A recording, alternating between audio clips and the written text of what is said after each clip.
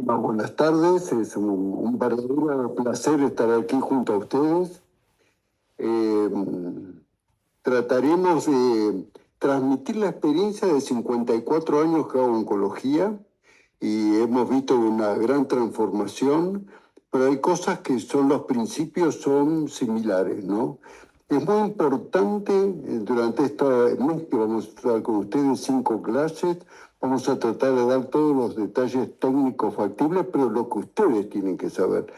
Por ahí citaremos nuevos enfoques terapéuticos y eso, pero ustedes tienen una gran responsabilidad. Yo doy varias clases tituladas Cáncer, enfermedad curable y prevenible. Cuando conocemos las causas, ustedes tienen que enseñar a la gente a evitar esas causas.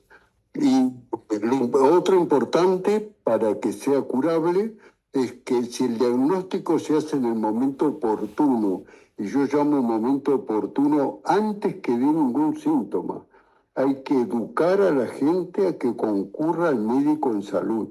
Así como cuando compramos un auto, le vamos a hacer el service sin esperar que tenga ruidos. Nosotros no hay que esperar tener enfermedad.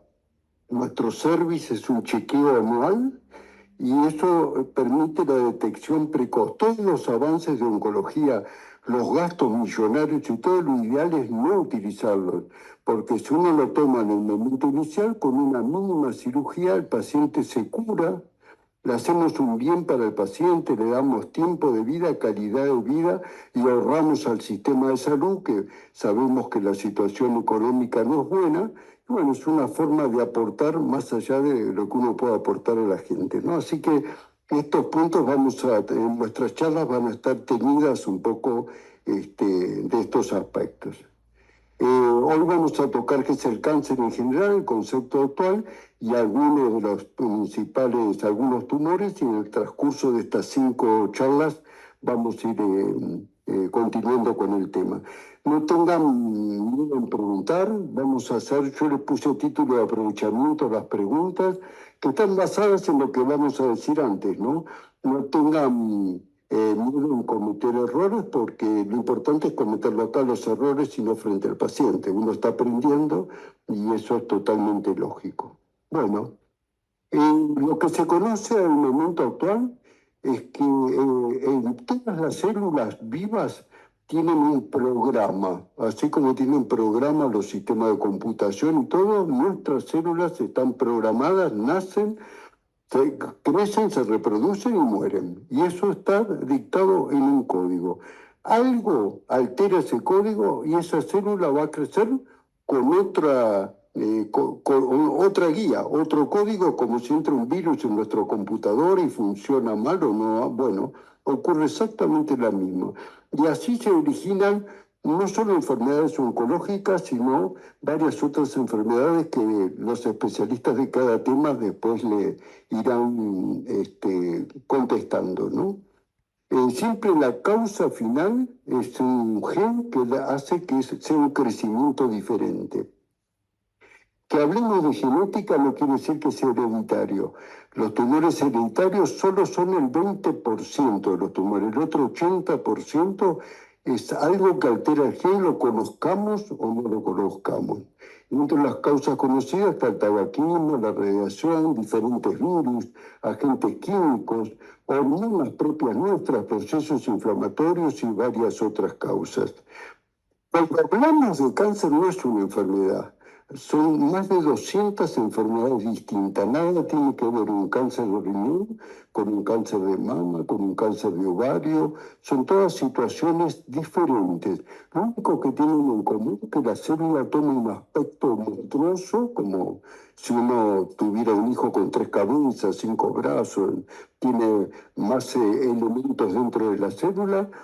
Pero no hay otra cosa como el origen, la evolución, el pronóstico y el tratamiento es diferente en cada uno de ellos. Esto es importante tenerlo. Cuando ustedes lean como noticia una amiga que cura el cáncer, bueno, ya descártenlo porque no sirve. Ahora, si algo es referente específicamente a un determinado tumor, ahí se le puede prestar atención. Las diferencias no son solo citológicas, hay diferentes grados histológicos que vamos a ir viendo, diferentes pasos metabólicos, diferentes estadios de la enfermedad, diferente enfoque terapéutico. Yo lo digo para oncología, pero esto es para el ejercicio de la medicina en general. El paciente es único, el manejo es artesanal. Nuestros maestros nos enseñaban que no había enfermedades sino enfermos. Y esto es totalmente real, se confirma cada día y ustedes lo van adquiriendo con la experiencia. No hay dos casos iguales, la experiencia va llevando, hay cosas similares, pero cada uno es diferente, hay que prestar atención. Cuando dicen que la medicina es un arte, el arte es de lo general individualizar qué corresponde a ese paciente. No es pedagogismo, no hay un protocolo que está y a todos le aplicamos ese protocolo. Yo puedo tener acá 10 mujeres con cáncer de mama estadio 2 y las 10 llevan tratamientos diferentes por distintas circunstancias, ¿no? Así que esto es un concepto general aplicable a toda la medicina, ¿eh? Bueno, las diferencias histológicas, bueno, vienen de la capa embrionaria, ¿no? Ectodermo, mesodermo, meningodermo, y los tumores originados ya en cada uno van a ser diferentes, ¿no? Cada capa embrionaria. Los del ectodermo son los de los órganos, pulmón, aparato digestivo, glándulas endocrinas, las del mesodermo, los músculos, las del ectodermo, el sistema nervioso, la piel, y son histológicamente diferentes, se comportan.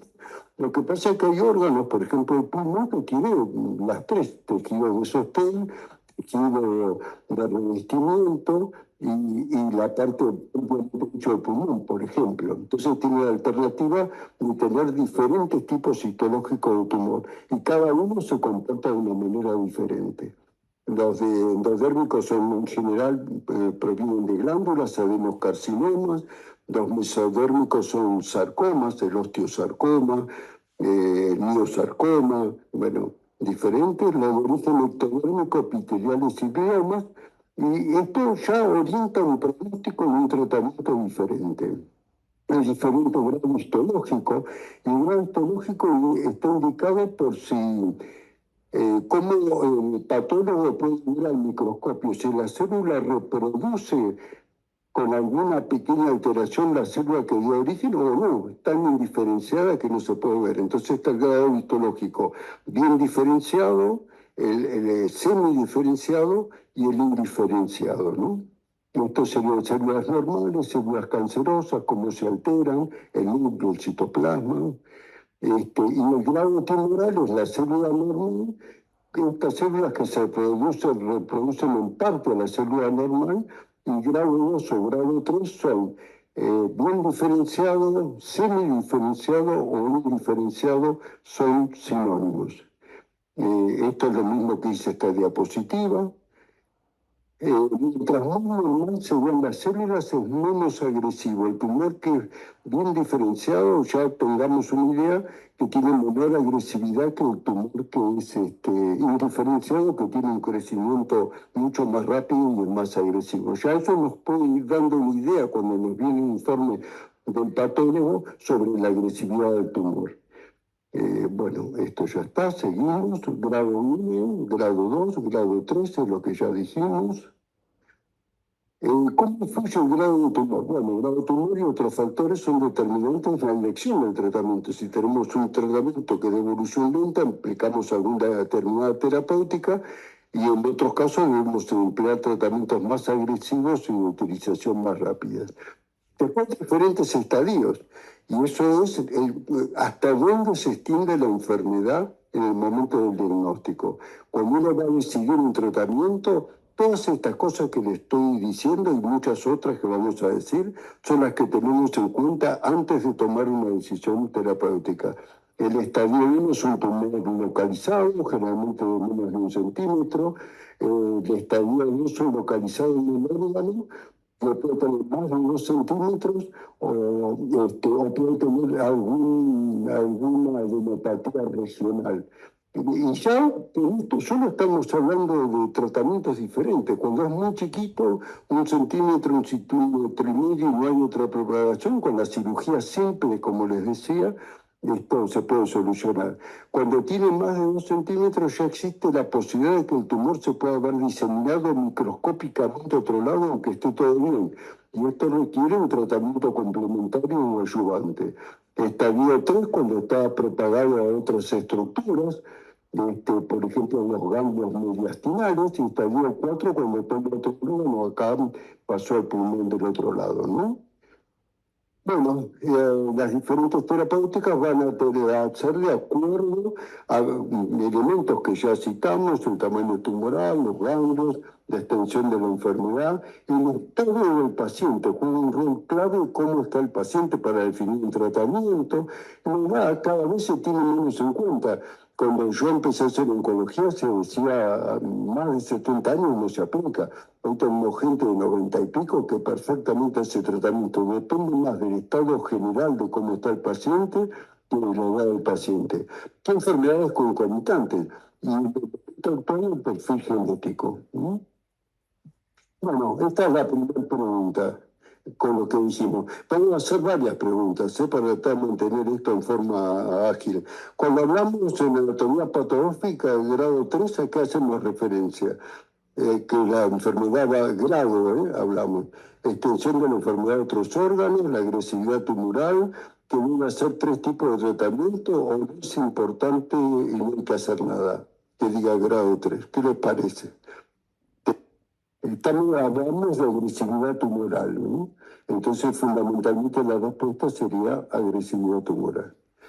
Genética y su aplicación en oncología. Bueno, esto es lo último que hay.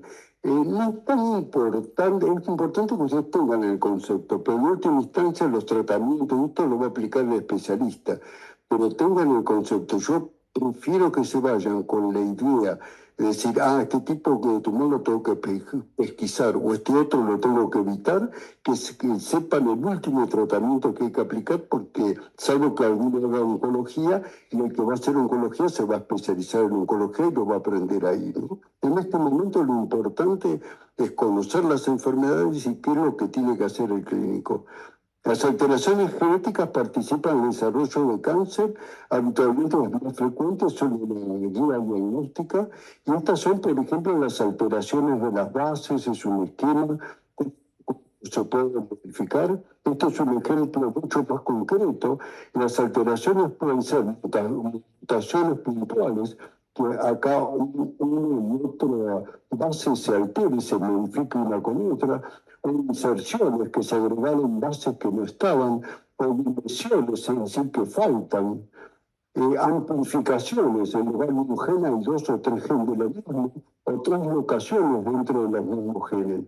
Cada uno de estos va haciendo, se activan oncogenes y la activación de genes supresores, porque una de las causas no es que el gen se esté alterado y crezca, normalmente se producen alteraciones y nuestro sistema de defensa hace que esas células sean destruidas. Ahora, si el sistema de defensa se está alterado, el gen que maneja la parte defensiva, para que ustedes lo interpreten, está alterado, esa mutación que se produjo, que debería haber sido corregida por el organismo, y una de las causas de alteración genética de cáncer es la alteración justamente del aspecto defensivo, que esto es los genes supresores de los tumores. El doctor Tabaré Vázquez fue presidente de Uruguay 2, 3 veces y era médico oncólogo, realmente un hombre admirable. Y él es uno de los pocos que hablaba de que las células cancerosas lograron lo que tanta gente buscó, que es la vida eterna o la suspensión de la muerte, ¿no? Las células tumorales, justamente por estas divisiones, pierden la apoptosis, que es la capacidad de morir. Si uno la conserva en cultivo de tejidos, esas células viven eternamente y sirven para hacer pruebas. Los organismos se mueren porque matan con lo que se alimentan, pero si uno las pudiera mantener, pierden la apoptosis, que es la muerte programada, ¿no? Bueno, acá hay inestabilidad de los genes, que también ocurre, y alteraciones de la vía de señalización. Simplemente esto para mostrarles lo complejo que es. Y ahora la oncología pasa por esto, y hay muchos medicamentos que actúan por esta vía. Son terapias dirigidas al gen que está alterado. Genética germinal y somática, ¿sí? Las mutaciones germinales son las que se heredan y son el 20%. Ahora está de moda pedir los test genéticos, se piden a veces indiscriminadamente, pero los tumores hereditarios son el 20%. Tiene que haber un sentido en pedirlos, un interrogatorio, consultar al médico genetista, no es que porque tenga cáncer hay que ser el test genético. Las mutaciones germinales son el 20%, son hereditarias, presentes en todas las células, se transmiten a la descendencia. Ejemplo, un síndrome de Mama. Hay familias que tienen, yo he conocido familias con abuela, hijas, nietos, todos con cáncer de mama, que son la alteración del BRCA1 y BRCA2, el síndrome de Lynch. Y las mutaciones somáticas o adquiridas son algo conocido o desconocido que alteró el gen. Son adquiridas solo en el tumor, no se heredan, no se transmiten, no son hereditarias y son la base de la oncología moderna, la terapéutica, bloquear ese gen que está alterado. Bueno, las aplicaciones clínicas, por ejemplo, hay subtipos pulmonares. Hasta hace relativamente poco, primero eran dos variedades de pulmón, de pequeñas células, no pequeñas células. Lo de no pequeñas células después se empezaron a dividir en epiteliales, grandes células y adenocarcinomas. Y ahora hay como 14 o 15 variantes de acuerdo a la alteración de los genes. Y cada uno tiene su terapéutica, ¿no? Cambia completamente el enfoque del tratamiento. También interviene la determinación genética en el pronóstico. Y algunas mutaciones indican evolución. Por ejemplo, lo que está alterado el gen TP53 tiene un peor pronóstico. El segundo acto indica una mejor respuesta a la inmunoterapia. Cada uno nos va dando alguna información. Y también nos orientan los tratamientos que son dirigidos. Por ejemplo, en cáncer de mama, si está alterado el ER2, esto ya está de rutina hace varios años, ¿no? El ER2, que se usa en medicamentos, si está alterado el factor de crecimiento, está mutado en inhibidor de tirosina, bueno, de acuerdo a cada gen, no es importante que se acuerde el gen, tengan el concepto de que la alteración de los genes hace primero que el tumor tenga ciertas características y después que tenga ciertas posibilidades terapéuticas. Hay distintos tipos y para cada uno de los tumores hay distintos tipos de genes que uno tiene que pedir. Estos son algunos ejemplos, esto para que tengan idea. La aplicación de esto es la selección del tratamiento, la detección de resistencia, si puede haber resistencia o no, y el seguimiento. Ustedes van a vivir la época en la cual el diagnóstico ya ha sido probado solo por el elemento para cáncer de colon, la biopsia líquida. ¿Qué es? Se sabe que las partículas del tumor, fragmentos de ADN, fragmentos de gen circulan cuando está el diagnóstico del tumor, aunque no haya ninguna metástasis. Uno puede sacar mide esas partículas y hace el diagnóstico, parecería que antes incluso de que aparezcan en las imágenes. En septiembre del año pasado se aprobó en Estados Unidos para colon, pero se va a venir para todos los tumores. Así que van a vivir esa época y es una forma de aplicación de estos estudios genéticos en la oncología. Estudios genéticos entonces son de utilidad para seleccionar tratamiento, para determinar resistencia, para el seguimiento rico. Esta sería una de las preguntas que parece que sí, que está funcionando. Selección de tratamiento, detección de resistencia, seguimiento o todas son ciertas. Aquí me figura el 82% es 1, 2 y 3. Dijimos que sirve para seleccionar el tratamiento, para determinar si hay resistencia al tumor y para el seguimiento, y entonces la pregunta D es la adecuada. Así que, en principio, para los que tuvieron otro concepto, sepan que, como dijimos recién, sirven para las tres situaciones. Muy bien, seguimos.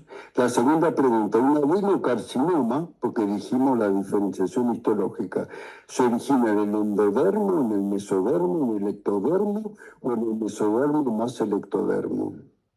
Ahí estamos en el endodermo, que dijimos que originan los órganos.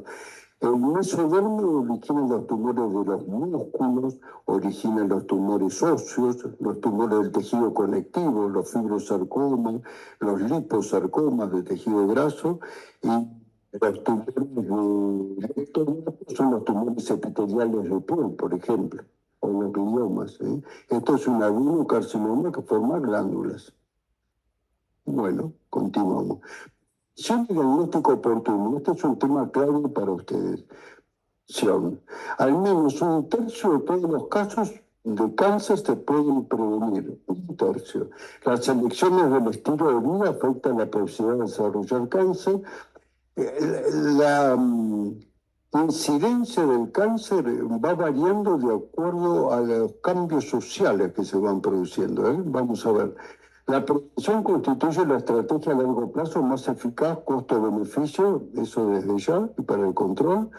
La prevención son acciones que pueden reducir el riesgo de padecer cáncer, mantener un buen estilo de vida, evitar la exposición de sustancias que sabemos que son cancerígenas, vacunarse, por ejemplo, después vamos a hablar en su momento de la vacuna para el cáncer de cuello uterino, o la vacuna de la hepatitis, que nos previene del hepatocarcinoma.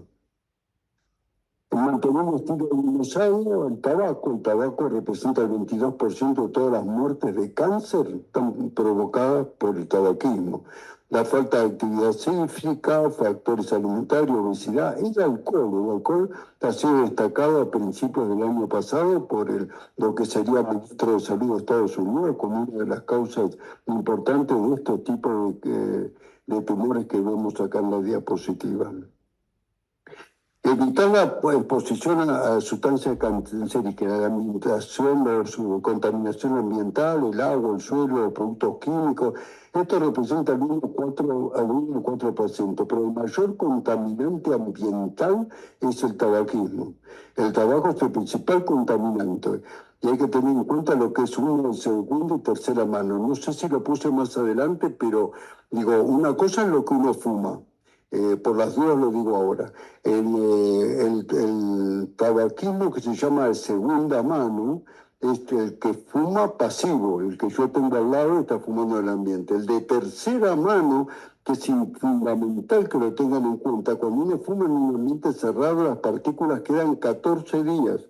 Muchos padres dicen, aprovecho que los chicos están en el colegio, fumo acá. Cuando el chico viene, está fumando. Si acá se hubiera fumado antes de ayer, estaríamos todos fumando. Y las enfermedades de los fumadores pasivos de segunda mano o tercera mano no son las mismas que los fumadores. Mueren 45.000 argentinos por año por enfermedad de tabaquismo, de los cuales 6.000 nunca tuvieron un cigarrillo en la mano. Pues ustedes le hacen una tomografía, una placa, y es una placa de un fumador. Son fumadores. Entonces, los agentes infecciosos causan el 22% de las muertes. La hepatitis B, la hepatitis C provoca hepatitis B y C, hepatocarcinoma, la infección por el virus del papiloma humano, cáncer de cuello uterino, que es la principal causa de muerte por cáncer en las mujeres jóvenes en nuestro norte. El Helicobacter pylori está relacionado con cáncer de esófago o con cáncer de estómago. Entonces, cánceres prevenibles en relación al tabaquismo, pulmón, laringe, vejiga, cáncer de cuello uterino es prevenible por con el virus HPV, el cáncer de piel, las radiaciones ultravioletas, el hepatocarcinoma, la hepatitis B y C, y las radiaciones ionizantes, leucemias y varios tipos de tumores. ¿Dónde vemos las radiaciones? Por ejemplo, en los consultorios de terapia radiante o de radiografía. Ustedes van a ver que los técnicos y los médicos llevan algo amarillo acá en el bolsillo, que es un medidor de radiaciones que reciben. Está eso manejado por la Comisión de Energía Atómica y determina cuánto puede recibir por año. Más de eso es peligroso. Madame Curie, sin conocerlo, murió de algo cancerígeno provocado por los rayos que recibía, que no sabía que provocaban eso, ¿no? Y ahora vamos a hablar con cáncer, enfermedad curable. Enfermedad curable pasa por diagnóstico oportuno. Diagnóstico oportuno, vuelvo a repetir, es antes ni que nosotros lo palpemos ni que la paciente se dé cuenta. Con lo cual hay que meter en la cabeza la idea de la consulta en salud. Entonces, el diagnóstico antes de tener síntomas, la enfermedad va a estar localizada en la mayor parte de los casos y la solución es con una intervención quirúrgica mínima. Prevención y diagnóstico oportuno de los tumores muy frecuentes en el ámbito pulmón, próstata y colon, como comentó la doctora Falasco, no es prevenible el de próstata, pero podemos hacer un diagnóstico oportuno, colon, en la mujer mama, cuello uterino y colon. Cáncer de mama. En la Argentina, cifras 22.024, la incidencia 7.3 cada 100.000, representa 18.7 de todos los tumores malignos, casi un tercio de todos los cánceres femeninos es mama. La mayor incidencia entre los 50 y 64, y un pico alrededor de los 70 años, provocan los 5.400 muertes por año, esta es la tasa de mortalidad. Simplemente sepan que es el más frecuente. En su carrera, hagan lo que hagan, se van a encontrar con una mujer con cáncer de mama. Para el cáncer de mama, la detección temprana es fundamental. Tumores de menos de 1 centímetro, así que la paciente no lo palpó. Y el médico tampoco, tiene curación de 90-95%. Estos todos los tumores que se diagnostican. Yo lo escuchaba la doctora Falasco hablando del cáncer de páncreas. Si el cáncer de páncreas o cualquier tumor se detecta cuando está localizado, que no trae absolutamente ningún síntoma, uno hace una pancreatectomía de la parte y lo puede curar. Pero cuando da síntomas, el cáncer en general ya está avanzado. No da síntomas un cáncer localizado, sino un cáncer avanzado. Y es responsabilidad nuestra detectarlo antes de que dé síntomas, cuando está localizado. El 1% de los cánceres de mama se presenta en hombres, es poco frecuente. Diagnóstico por examen físico y mamografía. El autoexamen no sirve.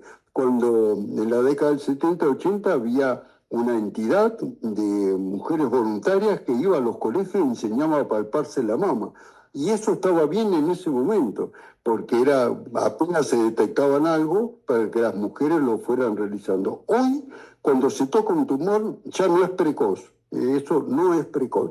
Es bueno que se vayan apenas se toquen algo antes de que eso avance más, pero no es precoz. ¿Cuáles son la población de riesgo a partir de los 40 años? Tiene mucha influencia en el desencadenar la enfermedad, la acción de los estrógenos. La acción permanente, cuanto más tiempo esté expuesta la mama a los estrógenos, mayor la posibilidad de tener cáncer de mama. ¿Y cómo es esto? Durante el embarazo, la cantidad de estrógenos baja en forma importante, sube la progesterona, durante el amamantamiento también. Esos periodos de cáncer de la mama, más allá que socialmente sea aceptable o no, pero protegen. Nuestras abuelitas que tenían 14 o 15 hijos no tenían la incidencia de cáncer de mama que hay hoy. El promedio en Barcelona es 0.80 hijos por pareja. La mujer que no ha tenido hijo y la mujer que tiene hijo después de los 30 años, para los oncólogos es población de riesgo, es paciente de riesgo. Tanto después de los antecedentes, y los antecedentes familiares también, como dijimos, hay un aspecto que es hereditario, ¿no? ¿Cuál es la acción? La mamografía. ¿A partir de cuánto? De los 40 años. Si hay antecedentes familiares, antes. Vino una mujer porque le dieron la garganta con una angina de 43 años, nunca se hizo una mamografía. Usted le tiene que decir, aparte del antibiótico, tiene que hacerse una mamografía. Desde los 40 o 50 años, toda mujer enferma. 50 yo creo que es político para gastar menos en mamografía, pero hay que hacerlo a partir de los 40. Desde los 30 años, aquella que tiene antecedentes familiares, porque toman más jóvenes, y bueno, siempre que se parte un grito, desde ya. Esto es alguna imagen de un tumor sólido, una imagen sólida, ¿no? Que se transmite en un tumor con irregularidades heterogéneas o microcalcificaciones. Las microcalcificaciones no originan cáncer, ni son cáncer, pero si se agrupan de determinada forma, como si fuera un tirabuzón, pueden estar indicando que abajo lo que las agrupa de esa forma es un tumor. Por eso cuando hay microcalcificaciones agrupadas hay que investigarlas. Las imágenes, mamografía, ecografía, resonancia magnética, no se pide rutina por el costo, pero es el mejor estudio. El diagnóstico por punción, que es como aparato que saca un pedacito, toma parte del tejido y una biopsia quirúrgica, ¿no? Bueno, pregunta, ¿cuáles de los siguientes factores se asocia un aumento significativo del cáncer de mama? Marca tardía, es decir, que tenga hasta los 15 años, que tenga una mutación del gen BRCA1, una lactancia materna prolongada o una menopausia precoz. A ver qué opinan. Recuerden lo que dijimos de la parte hormonal, ¿no? Cuanto más estrógenos, más tiempo de exposición de estrógenos. Por eso el cáncer de mama pasó a ser uno de los primeros del mundo. Los cambios sociales que llevaron en posguerra, que la mujer ocupe otra situación y piense a tener hijo a partir de los 30 años, cuando ya empieza a dejar de ser fértil. Por eso han crecido las clínicas de fertilidad, ¿no? Bueno, perfecto. La mutación es lo más importante. La menarca tardía estaría en contra de lo que dijimos, porque al contrario, tiene más tiempo sin estrógeno. Y el que puso lactancia materna prolongada también está en contra de lo que dijimos, porque si amamanta todavía tiene progesterona y mucho menos estrógeno. O la menopausia precoz tampoco, porque reduce el tiempo de estrógeno, ¿no? Así que la única posibilidad de respuesta acá es lo del BRCA1. Seguimos. Otra pregunta. Una paciente de 46 años sin antecedentes oncológicos familiares consulta por un palpable. ¿Cuál es la conducta inicial? Le hizo quimioterapia, le pide un PET, realizar estudios por imágenes y la biopsia o observar durante 6 meses. Y esto de observar durante 6 meses, digo, mientras ustedes votan, le digo, cuando es una lesión chica y no se define, en muchos consultorios dicen, bueno, vuelvo dentro de 6 meses. Dentro de 6 meses lo detectan más grande si es un tumor. Entonces, el paciente no se tiene que ir sin diagnóstico, deja de votar los métodos, poner una mamografía ampliada, una resonancia, una biopsia, pero no se puede dejar a ver cómo crece de brazos cruzados. Muy bien. Perfecto, el 26% puso realizar estudio de biopsia. Excelente. Alguien contestó solicitar un PET. El PET tengo una idea que es un estudio de extensión hasta donde llega. No es un método de diagnóstico de cáncer de mama, sino que uno detecta si hay lesiones en otro lado, ¿no? Y observar durante 6 meses es justo lo que comentaba. No se debe ir la paciente con una incógnita de qué tiene. Hay que tratar de arribar al diagnóstico. Cáncer de cuello uterino. Cáncer de cuello uterino continúa siendo un problema importante de salud pública. Es uno de los cánceres, es el único cáncer, diría yo, que es prevenible y es curable. ¿Por qué? Porque es prevenible porque se contagia a través del virus HPV. ¿Y cómo se contagia? Por relación sexual. Entonces, si no tiene parejas múltiples y tiene relaciones sexuales protegidas, estamos haciendo prevención. Y si hacemos Papa Nicolau y colposcopía para detectar la lesión, estamos haciendo diagnóstico oportuno. Es el único, sin embargo, la principal causa de muerte en nuestro norte. Por ignorancia, porque se empiezan las relaciones muy jóvenes, porque se cambia de pareja, porque no se usa protección y porque los centros para hacerse los estudios por ahí están a 300 kilómetros y no se lo hacen. Y se mueren mujeres de 25 o 30 años con cáncer avanzado. Van cuando sangran, cuando tienen dolor en las relaciones sexuales y ahí está avanzado, tomando los parámetros y no se puede hacer mucho, ¿no?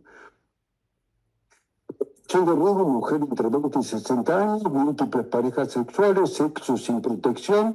La acción de diagnóstico oportuno es Papa Nicolau y colposcopía. La cifra de la Argentina, 4.600 casos nuevos, 2.532 muertes. El tercer cáncer más frecuente en mujeres, segunda causa de muerte en tumores ginecológicos. El virus HPV es la causa, es un virus muy frecuente entre las personas, se transmite por contacto sexual. 12 tipos, 12 variantes del virus son de alto riesgo. Y producen cáncer cervical, producen cáncer de la vulva, produce cáncer de ano por las relaciones anales y produce un cáncer de la cavidad bucal. Un tercio de los cánceres de cavidad bucal, pues si tiene sexo sin protección en cavidad bucal, pensando que solo para el embarazo, están provocados por el HPV. 70% por las cepas 16 y 18 y el otro 30% por las otras cepas que ustedes ven ahí. Porque esto es importante. Ahora van a ver con las vacunas. Bueno, producen el 100% de los cánceres de cervix, 40% de vagina, 90% de ano, ahora faringe 35%, el 60% de cáncer de pulmón, según la frecuencia baja está relacionado. Y por ejemplo, porque hay publicaciones en ASCO que nuestros congresos de oncología, uno de los principales es el americano, por vía oral han llegado a pulmón y hay casos de diagnóstico de cáncer de pulmón por HPV. Esto es como ustedes ven que la parte superior del virus HPV representa vagina, pene, de faringitis.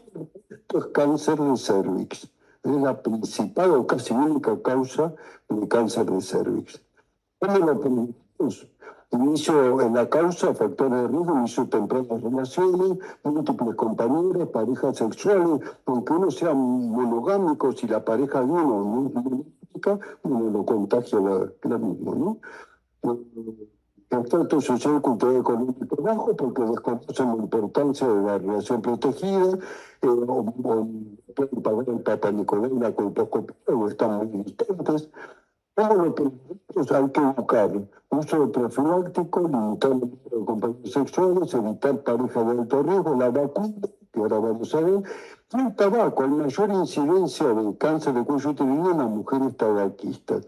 Hay distintos tipos de vacuna, son las tres que están en nuestro medio. Hay una que es bivalente, protege para dos cepas, la tetravalente que se utiliza, es la que se utiliza para vacunar a los chicos, y hay una que protege contra cepas. Ninguna protege contra todas las cepas, con lo cual, que yo me haya vacunado no quiere decir que no tenga que tener sexo protegido, ni usar, ni hacerlo el Papa Nicolau y la colposcopía a partir de la primera relación sexual. Bueno, estas son las vacunas, es lo que dije yo recién. La tetravalente es la que se incorpora al calendario de vacunación. Esta es la más dura, que protege contra más cepas, pero no protege contra el 100%.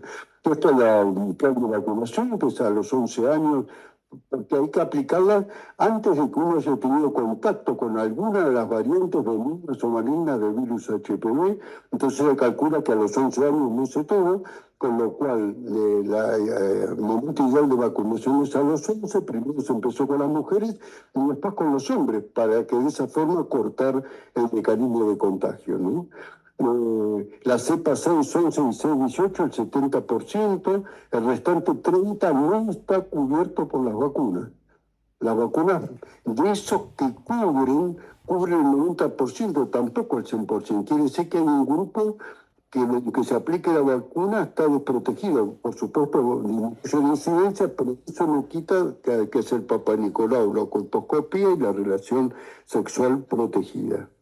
Ninguna de las vacunas previene siempre, por lo tanto, las mujeres vacunadas deben realizar Papa Nicolau desde el primer periodo y sexo protegido. Síntomas iniciales, ninguno.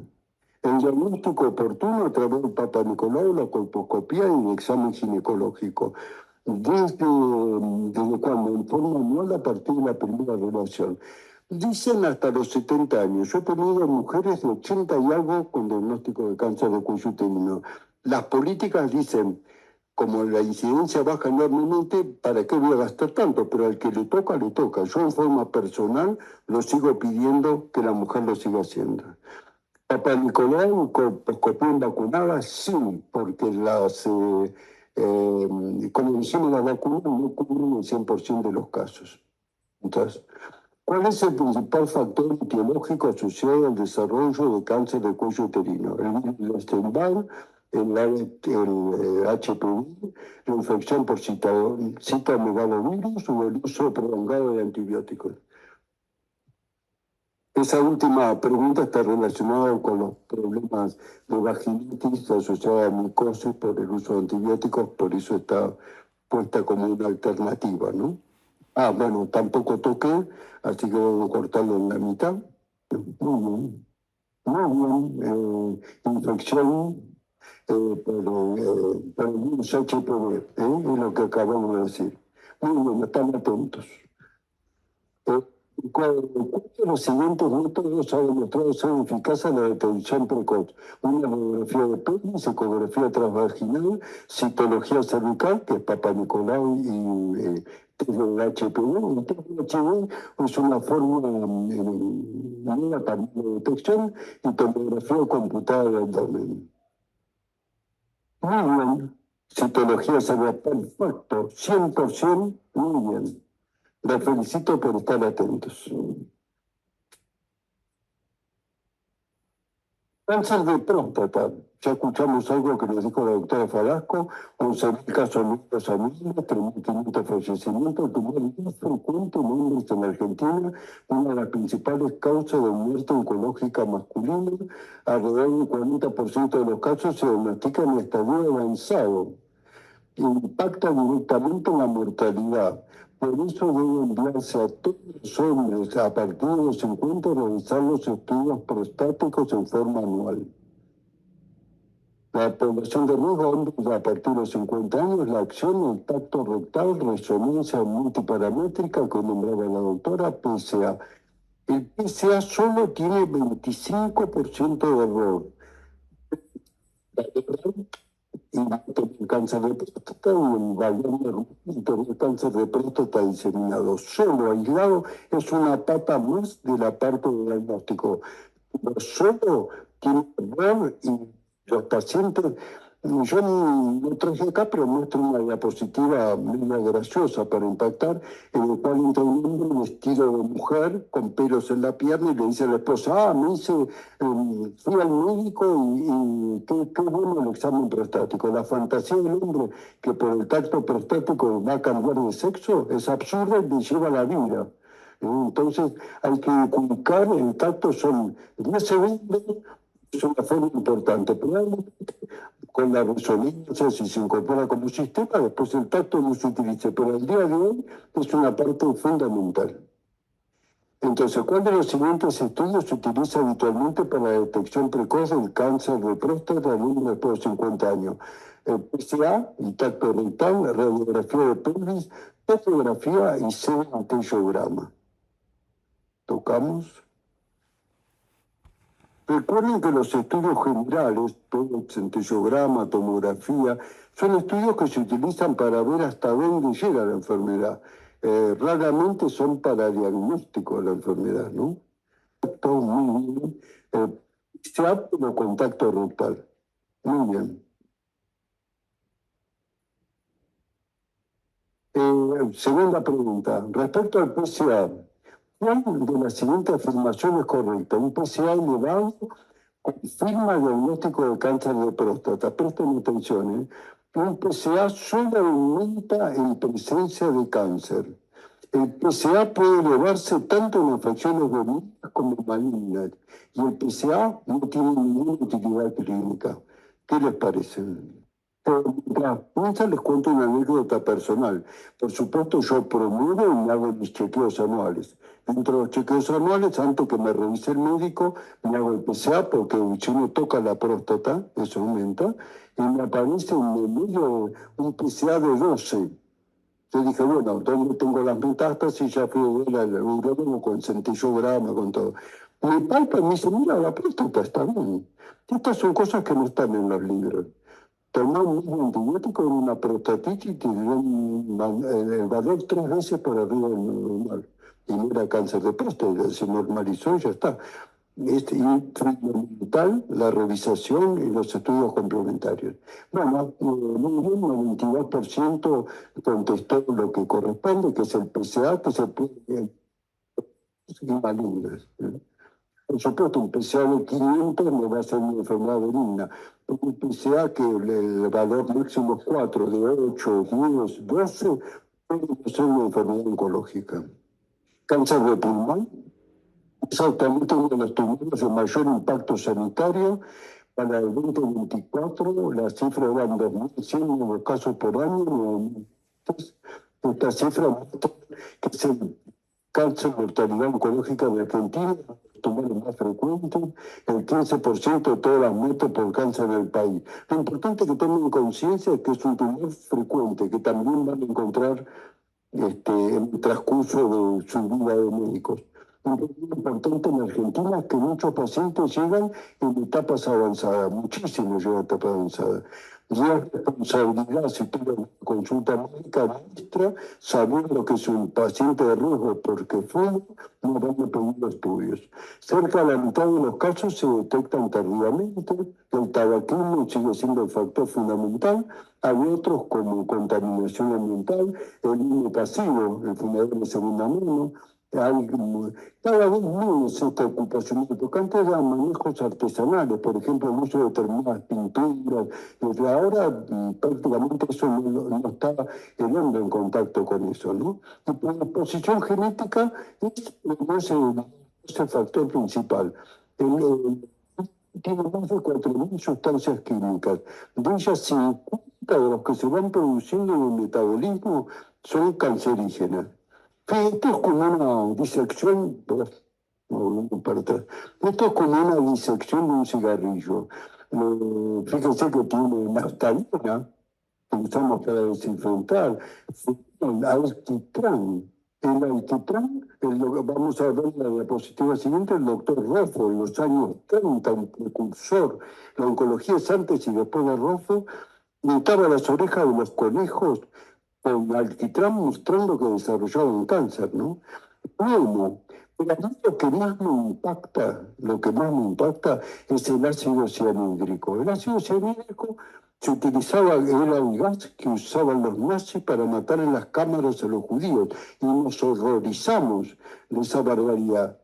Lo adquirimos nosotros mismos, para nosotros mismos, a través de fumar.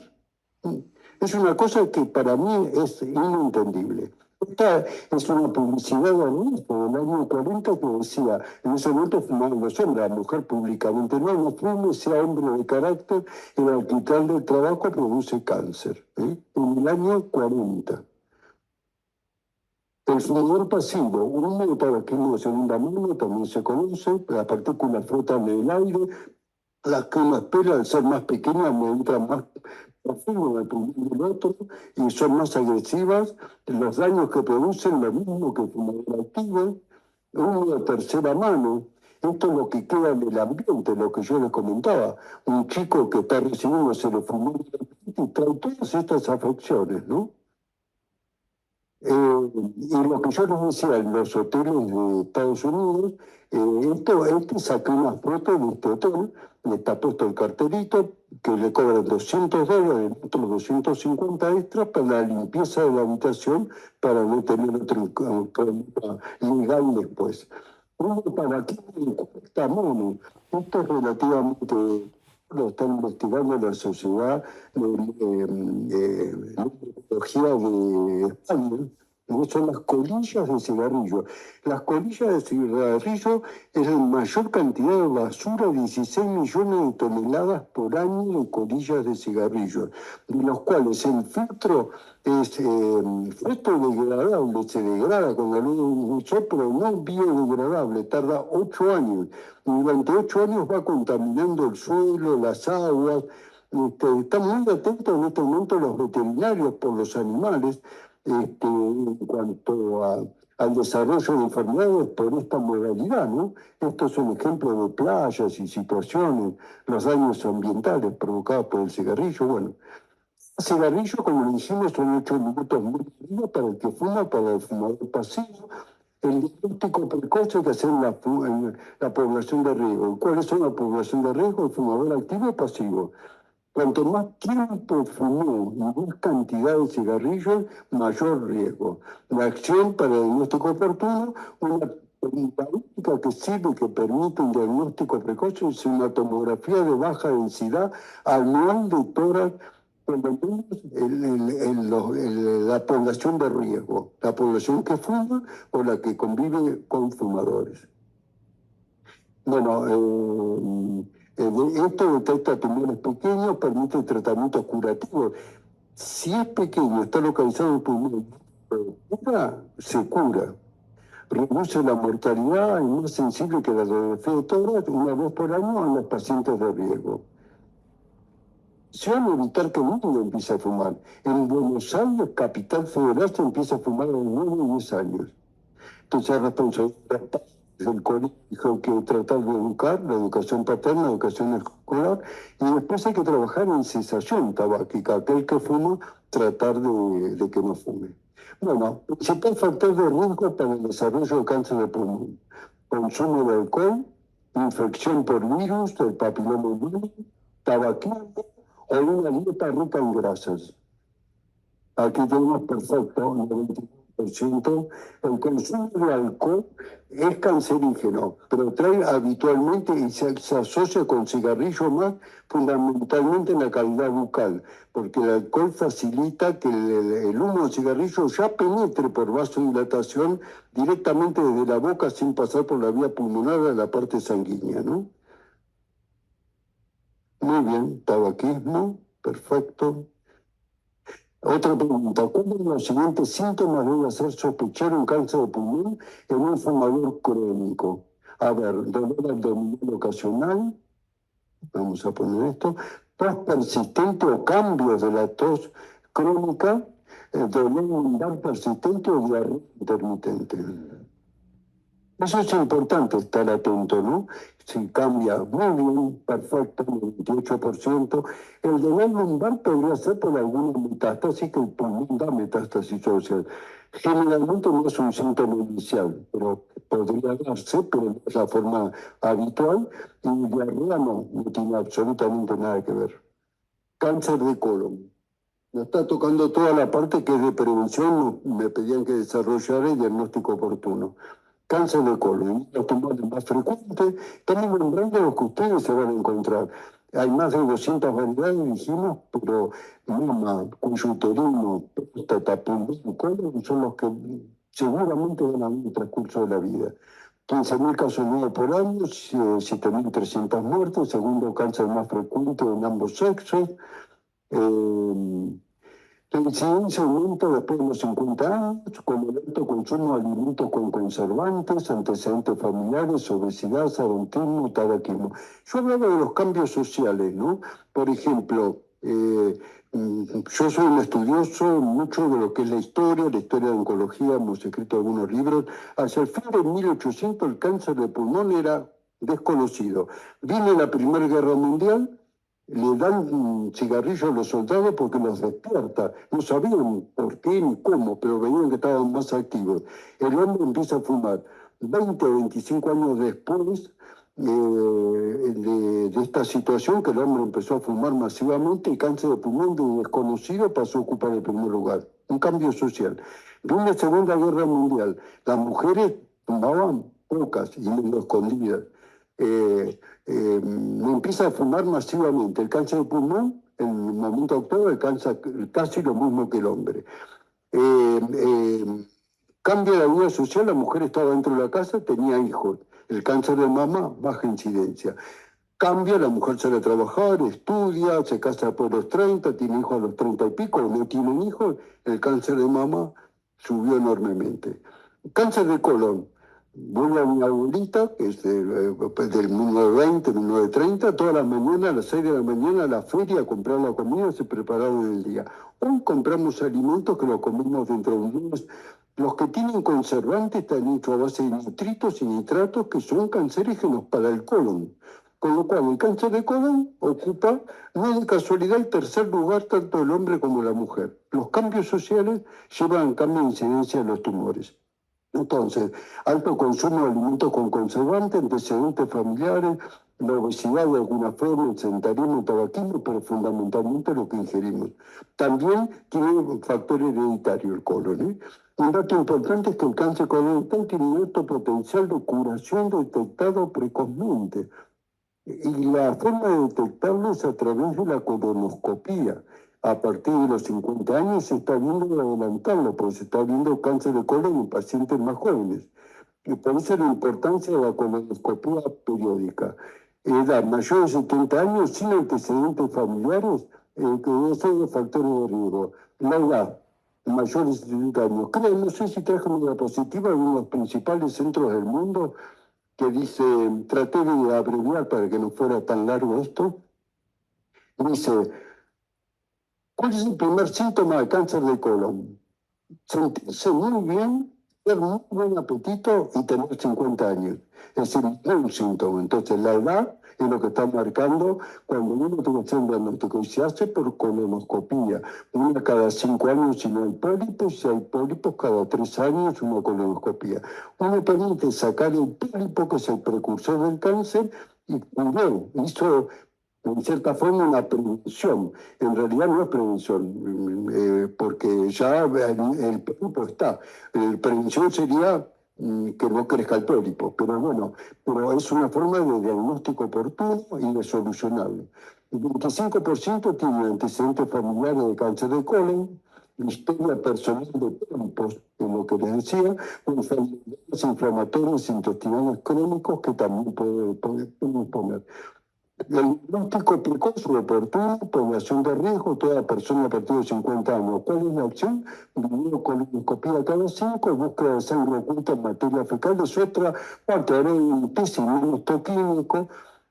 Y si viene de Argentina, esto que se aprobó en Estados Unidos reciente, no tengo idea del costo, que no debe ser barato, la biopsia líquida está aprobada para el cáncer de colon. Entonces podríamos aplicarla a partir de 50 en lugar de colonoscopía, hacer la biopsia líquida. Eso les va a tocar a ustedes seguramente. Y dejar la colonoscopía limitada a aquellos casos en que eso es positivo, ¿no? Ah, acá está, el Instituto Karolinska, es lo que yo les decía. Pensé que no le había puesto esta diapositiva, bueno, ya está, ya lo comentamos. La detección temprana forma parte de la atención habitual de todos los adultos a partir de los 50 años. ¿Cuál es el método más eficaz de detección precoz del cáncer de colon? Radiografía simple de abdomen, ecografía abdominal, colonoscopía, tomografía computada de tórax. Podría ser de tórax y de abdomen, ¿no? Aquí está, bueno, perfecto, el 27% pensó en la colonoscopia. De nuevo, la tomografía computada para ver la extensión de la enfermedad.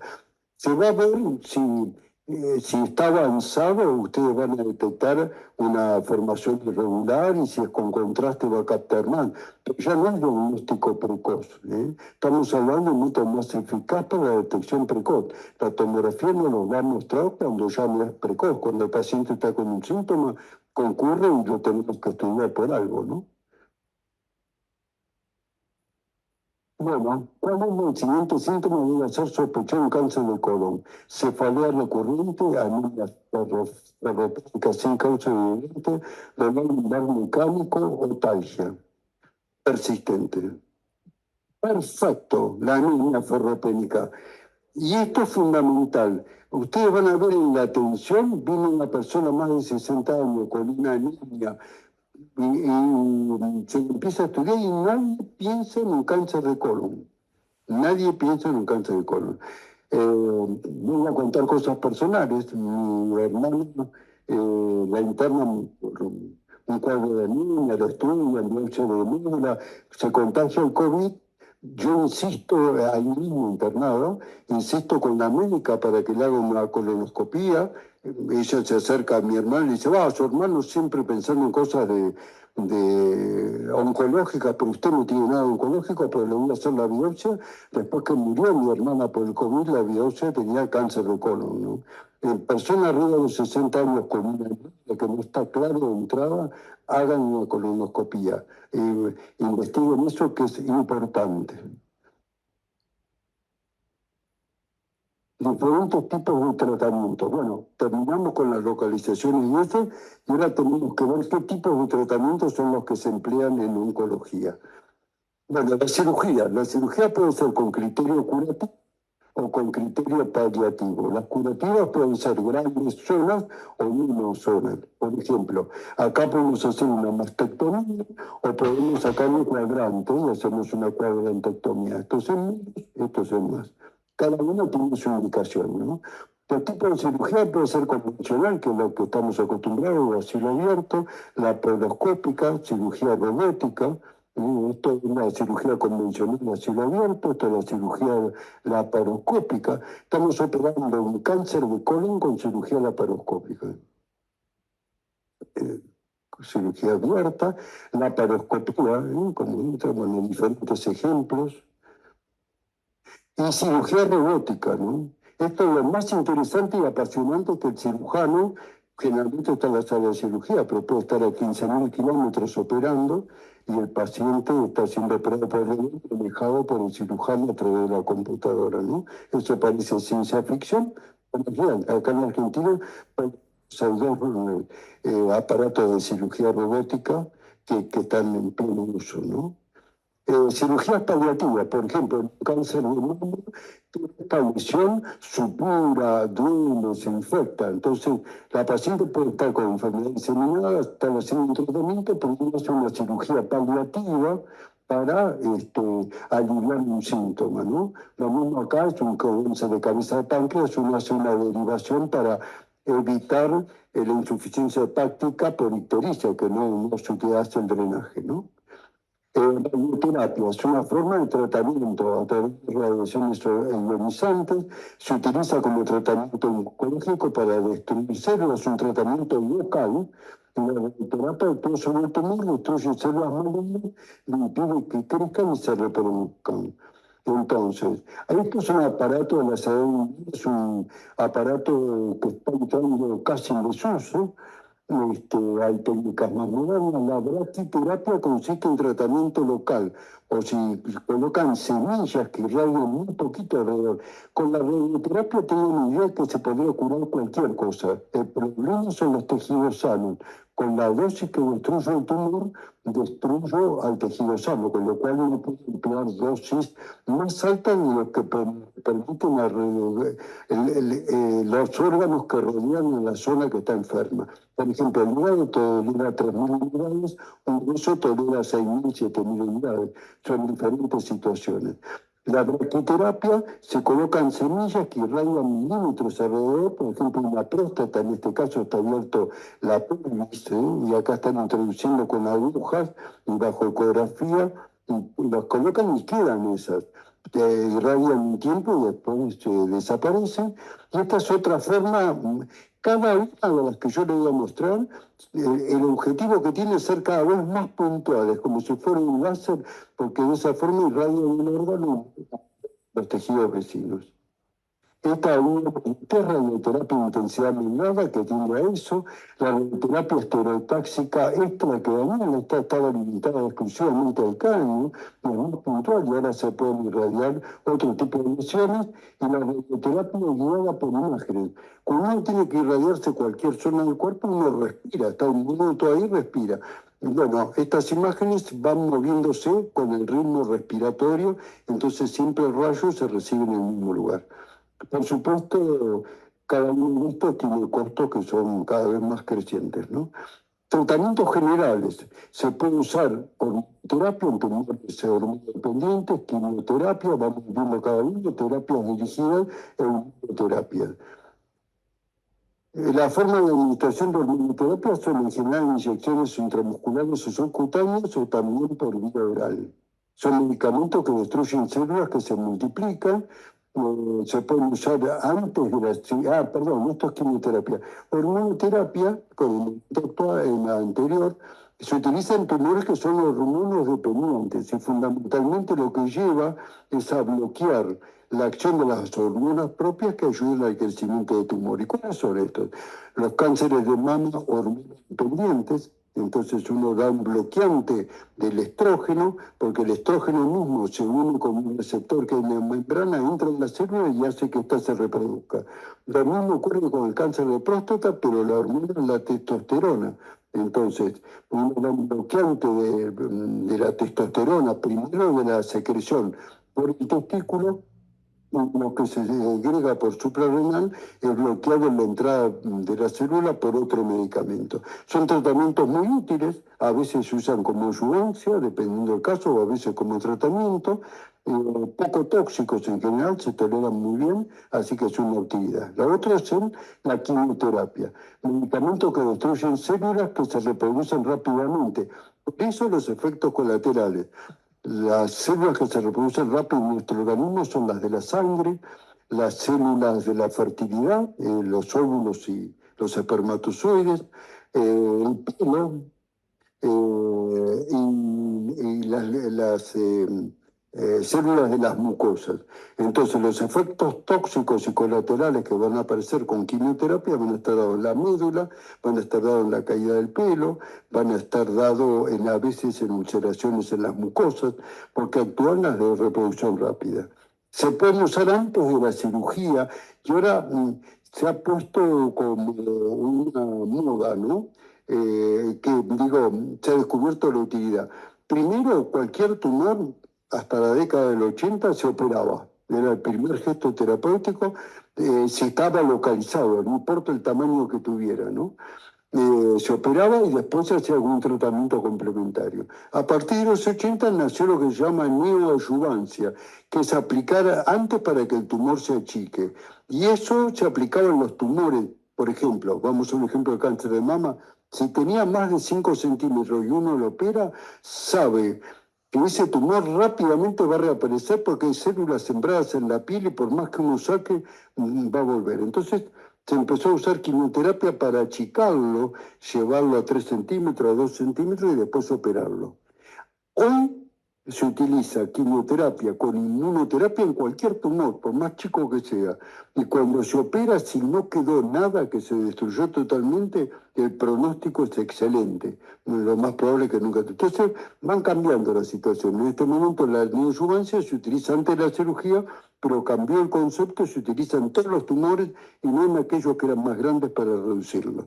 Después de la cirugía, si tiene factores de riesgo de que la enfermedad pueda estar diseminada, aunque todos los estudios me den bien. ¿Por qué? Porque los estudios tienen un límite de resolución.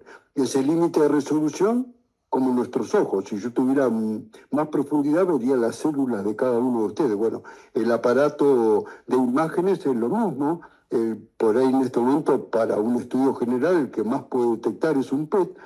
De repente uno hace un PET y está todo normal, y resulta que después de 2 o 3 años nos aparece una metástasis. Esa metástasis ya estaba, pero era tan chica que no nos aparecía en los estudios, necesita tiempo para crecer. Entonces empezaron a haber factores de riesgo. ¿Cuáles son los factores de riesgo?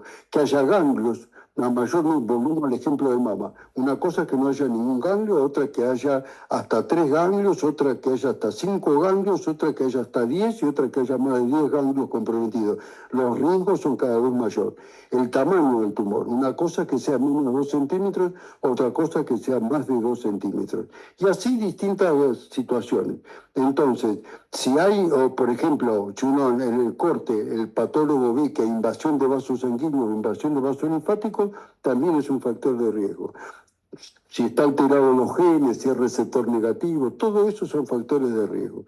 Y entonces se hace un tratamiento complementario. Dependiendo de cuál es el factor, hay que ver qué se utiliza y todo, pero se utiliza adyuvancia, que es un tratamiento activo por las dudas que se haya escapado alguna célula porque tiene factor de riesgo.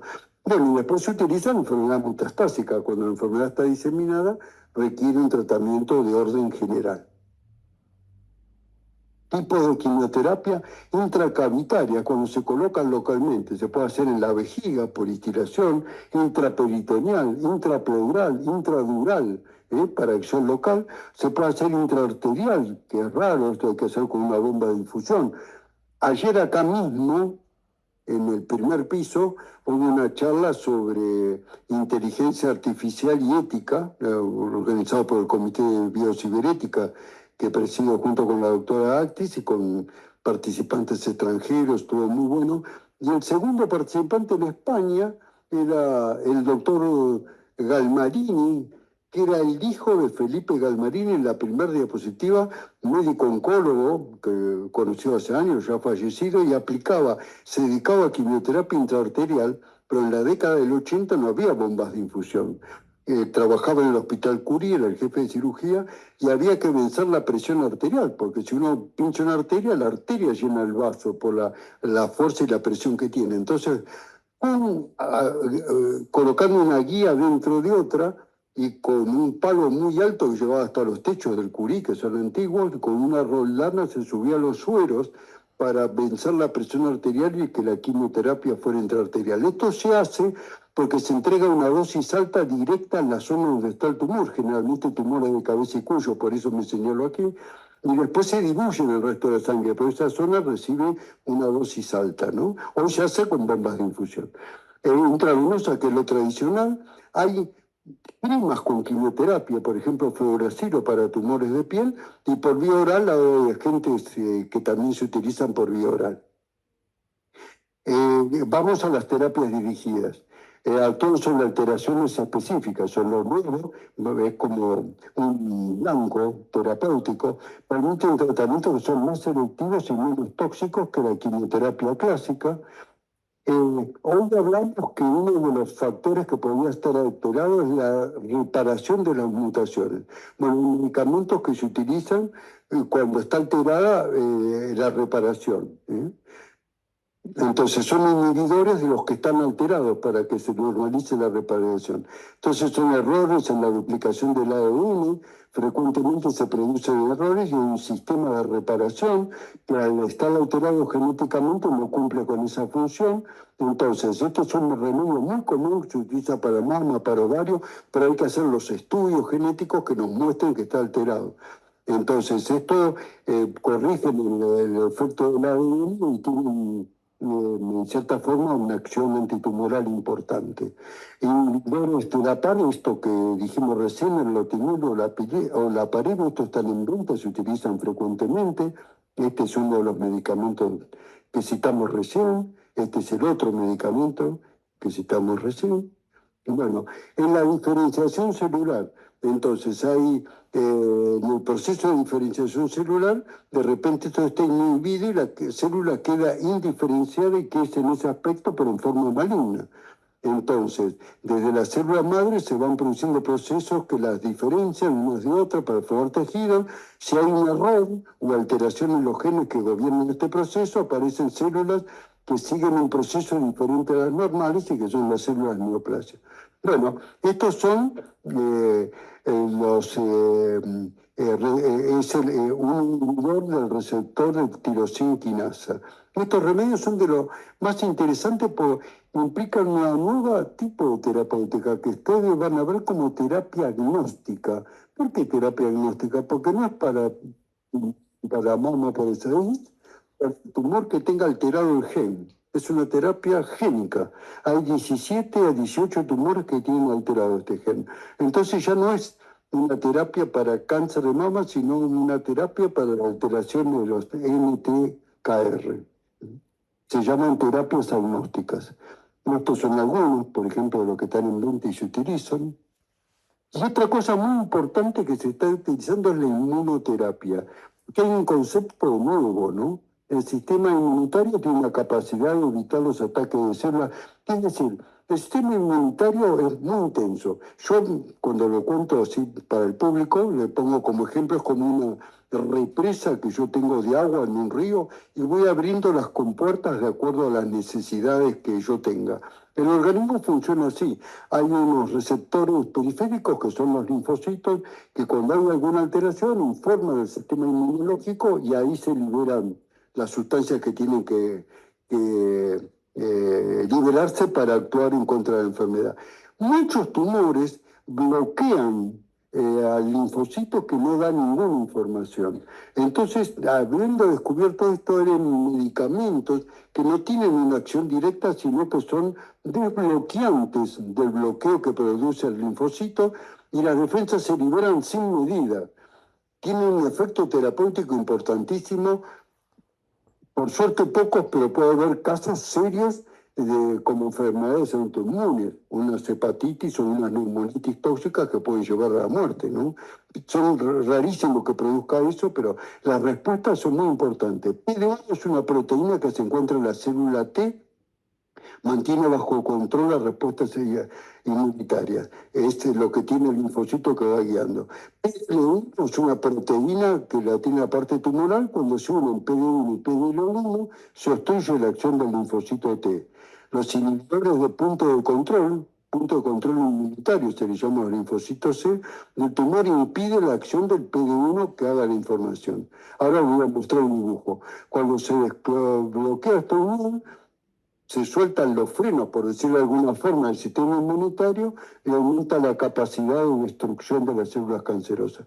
Acá hay un ejemplo, esto sería el linfocito, esto sería lo que sería el PD-1 y el tumor la bloquea con algo similar e impide la acción. Esto para que ustedes interpreten la imagen. La medicación lo que hace es desbloquearlo. Uno se da un anti-PD-1 o un anti-PD-1, esto se desbloquea y entonces informa al sistema inmunológico y el sistema inmunológico tiene las respuestas que son importantísimas. Este, por ejemplo, es un medicamento que se utiliza casi rutinariamente ahora, un anticuerpo monoclonal contra la proteína de superficie PD-1. A bloquear esto, el medicamento refuerza la respuesta inmunológica y las respuestas son espectaculares, son impredecibles. Este es el medicamento que está en venta, uno de ellos. Y hay otros mecanismos de acción también de terapias dirigidas. Cuando un tumor hace una metástasis, llega al hígado, al pulmón, tiene que crear elementos para nutrirse, necesita rutas. Yo también pongo de ejemplos como si yo pongo una fábrica en un desierto, me tengo que crear rutas para que me llegue lo que yo necesito. El tumor crea rutas, crea vasos sanguíneos, la angiogénesis. Y hay medicamentos que son bloqueantes de la angiogénesis. Entonces no tienen una acción tumoral directa, pero bloquean la formación de los vasos sanguíneos, con lo cual no le llegan los elementos que necesita el tumor para vivir. Esto no solo se utiliza en oncología. Van a ver que en oftalmología, que en la retinopatía diabética, que crecen vasos en forma desordenada, se inyecta en el ojo y tiene un efecto terapéutico importantísimo porque inhibe esa angiogénesis alterada que se produce en la retinopatía diabética, ¿no? Hay otros medicamentos que actúan en el factor de crecimiento epidérmico. Eso también se hace un dosaje, una determinación. Esto también están en venta. Esto es lo que habíamos mostrado en forma grande de PD1 y PDL1. Y vamos a preguntas. Dice, ¿cuál es el principal mecanismo de acción de la inmunoterapia con de punto de control inmunológico? Vamos a entrar también como checkpoint inhibitores.